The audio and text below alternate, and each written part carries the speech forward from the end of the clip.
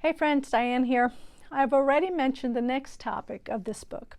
It is how money affects every relationship, especially marriages. Today we will focus on married couples and get to the singles tomorrow. Mr. Ramsey talks about how opposites attract. There is usually one spouse that's the spender and the other the saver, for instance. He says, but those differences also add a lot of fun and spice to a healthy marriage, as long as you agree on the important stuff. After faith, boundaries with in-laws, and parenting, money and how to handle it is the next priority we must learn to see eye to eye on if we hope to have a peaceful and lasting relationship. The author notes, agreeing on money unlocks so many doors to a strong marriage because money is rarely just about money. How we handle money in our relationships involves power, priorities, dreams, passions, and ultimately our value system. This is one of the reasons the Bible talks about our finances so much. It has a way of revealing our inner heart attitudes. Pride, greed, certain fears, and lack of trust in God and others can play a big part in how we choose to deal with money. And when we are not on the same page, well, understanding that this can cause issues is hopefully the first step to avoiding them. Mr. Ramsey asks and then answers.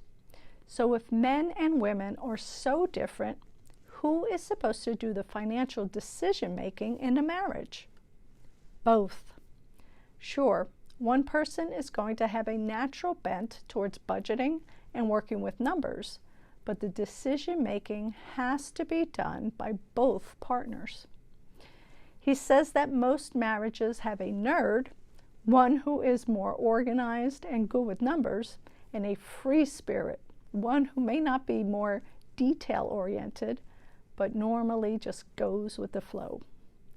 Then there is also the spender and the saver, which are not necessarily the same person as the nerd and the free spirit. I think our greatest takeaway is to know our and our spouse's character so that we can work with each other's strengths as well as help each other with our weaknesses.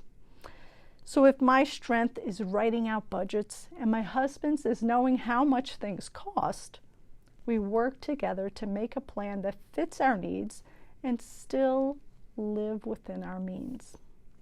The point is, both spouses have to be involved because this is a partnership.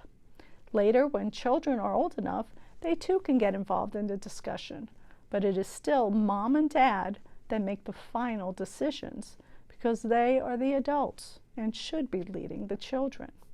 In order to do this, both spouses must come together and hash things out at least once a year before the month starts to make sure things will be moving along the way that blesses everyone. Mr. Ramsey calls this the budget committee meeting, and he gives certain rules to both the nerds and the free spirits to follow so things can go smoothly. Check out page 31 of the book. I will end with this point from our author. The key to winning with money in marriage is teamwork. If you're not working together on your plan's not working.